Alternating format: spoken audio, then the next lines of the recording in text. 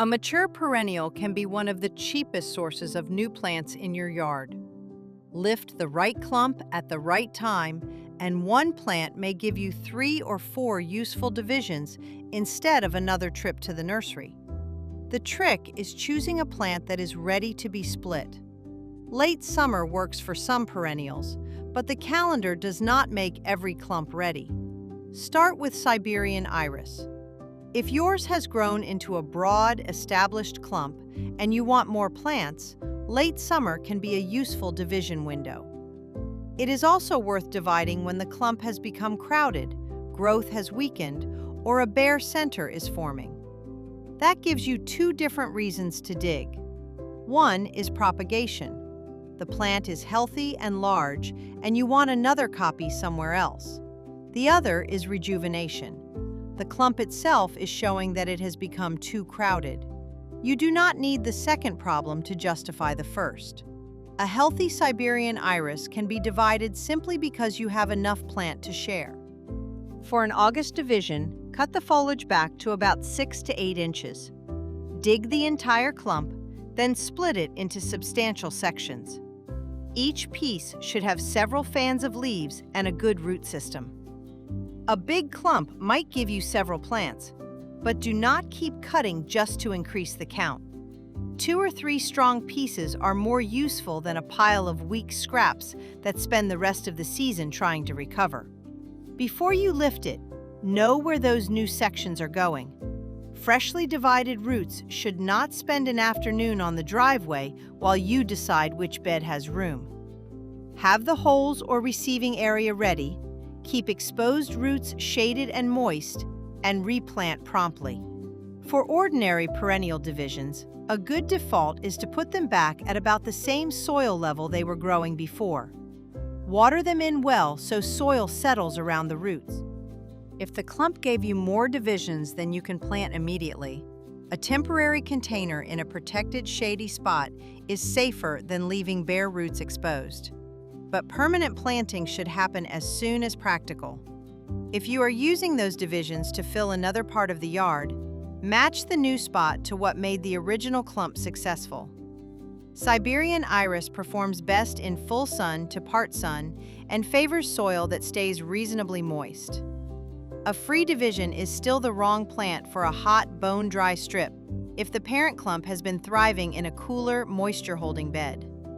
Propagation saves money only when the new address fits the plant. Siberian iris also shows why August cannot be the whole rule. Iowa State supports late summer division, including August, but the plant still needs suitable conditions. If it has finished flowering, the weather has eased, the soil is workable, and there is still enough season left for new roots, you have a reasonable window. Run that same quick check before you touch another perennial. If a plant is still in full flower, let it finish. If the forecast is a run of extreme heat, fresh divisions will be carrying less root system at exactly the wrong moment. Soil should be workable enough to settle back around roots, not baked into hard chunks and not saturated with standing water. Then look ahead. In cold climates, fall divisions need root growing time before the ground freezes. University of Minnesota and Iowa State both use about 4 to 6 weeks as a practical establishment window. That is why a date on the calendar cannot tell a homeowner in Minnesota and a homeowner in Virginia to do the same job on the same weekend. There is one more practical test before the shovel goes in. Make sure division actually creates something useful. A mature clump with several good growing points can produce real new plants. A young plant with one small crown may technically be splittable, but cutting it simply because the season is right gives you smaller, slower plants and no real advantage. Garden phlox is where the propagation idea gets more interesting, because one division job can also improve the layout of the bed. Garden phlox can be divided in spring or in late summer into early fall. Iowa State lists mid-August through September as a suitable late-season window. Minnesota Extension prefers spring, which is useful context rather than a contradiction. If late summer is comfortable and there is enough establishment time, you have an option. If it is hot, dry, or late in your season, spring is still waiting for you. When the phlox has finished flowering and the clump is large and healthy enough to divide, dig the plant and separate it into sections with several vigorous shoots and roots attached. Iowa State uses at least 2 or 3 shoots as a workable minimum. Minnesota recommends 3 to 5 vigorous shoots with roots. Again, the goal is not to see how many pieces the root ball can be forced into. Look for sections that already have enough top growth and roots to behave like plants when they go back in the soil. If one piece is mostly stem with very little root, combine your ambition with the next section and make fewer divisions. When those divisions go back into the bed, give them room. About 18 inches between plants is a useful benchmark for tall garden phlox, and set the crown about an inch below the soil surface. If you are using the new plants to extend a border, lay out the spacing before planting. 5 divisions packed into a small opening may look full today, but you have simply rebuilt the crowding you just corrected. The airflow point matters because powdery mildew is common on garden phlox. Division does not cure mildew. What division can do is give you a chance to stop rebuilding the same crowded arrangement. Better spacing, watering the soil rather than routinely soaking the foliage, and cleaning up infected debris address the conditions around the disease. That also gives you a useful diagnosis. If an older phlox clump is dense, stems are packed together, and you already wanted more plants, division can solve 2 practical jobs at once. If a young phlox is already properly spaced and the only problem is white foliage, digging up the root system adds stress without treating the disease. Manage the mildew and leave the crown where it is. Once any of these plants are out of the ground, the handling is simple. Keep exposed roots shaded and moist, replant as soon as you can, water thoroughly after planting, and keep the soil from drying out while new roots are developing. Newly divided plants do not have the same root capacity they had before you cut the clump apart. So establishment watering matters even for perennials that become fairly tough later. Late season divisions in cold climates need one more thought: freeze, thaw, heaving. Iowa State recommends protective late fall mulch for perennials divided late in the season. For garden phlox, the guidance is a loose 4 to 6 inch layer of straw, pine needles, or similar material after the season has turned cold. Then remove it in spring. The point is not to keep the plant warm all winter. It is to reduce repeated freezing and thawing that can push a newly rooted crown upward. Now you can move faster through 2 plants that do not need a full lesson.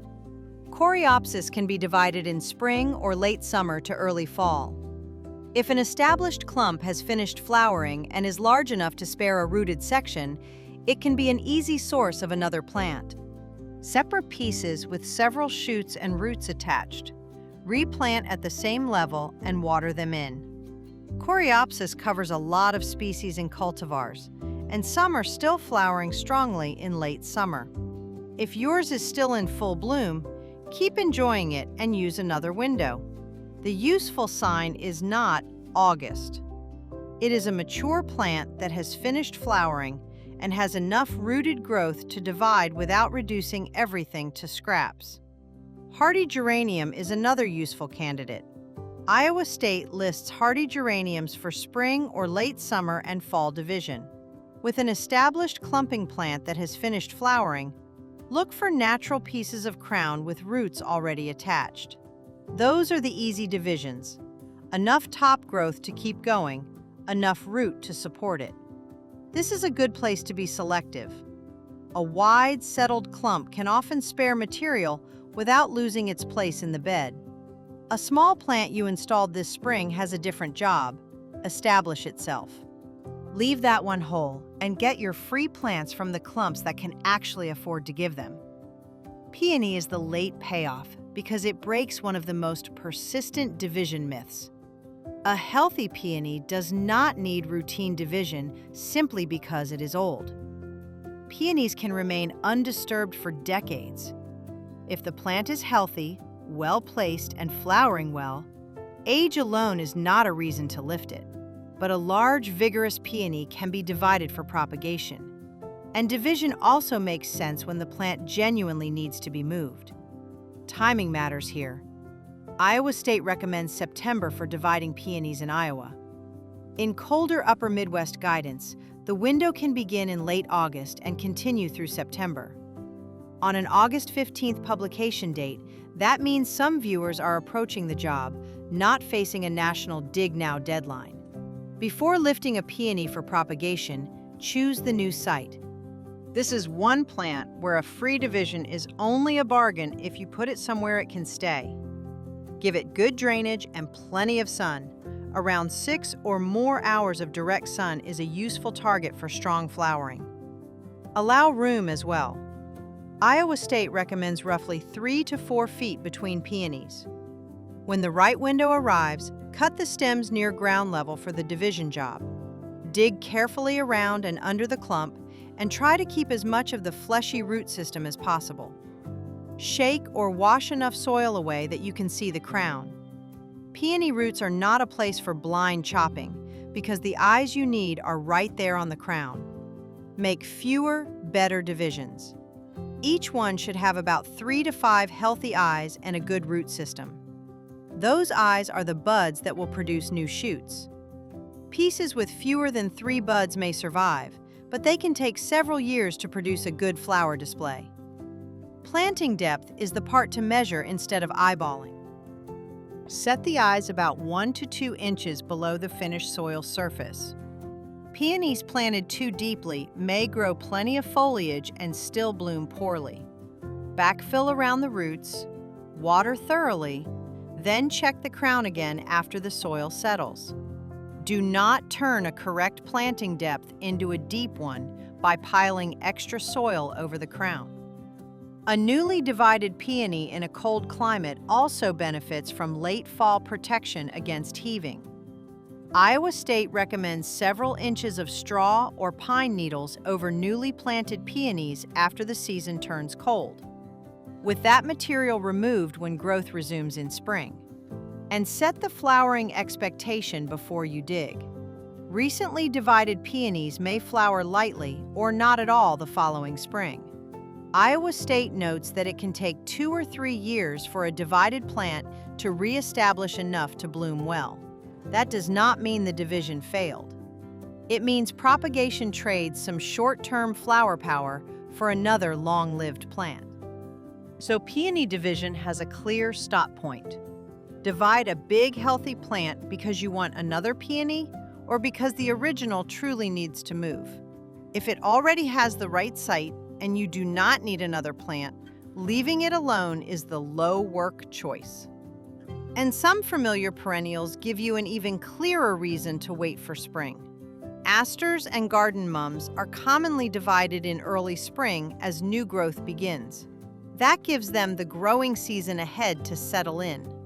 They are useful contrast plants because they prevent the idea of late summer division from turning into a rule for every clump in the border.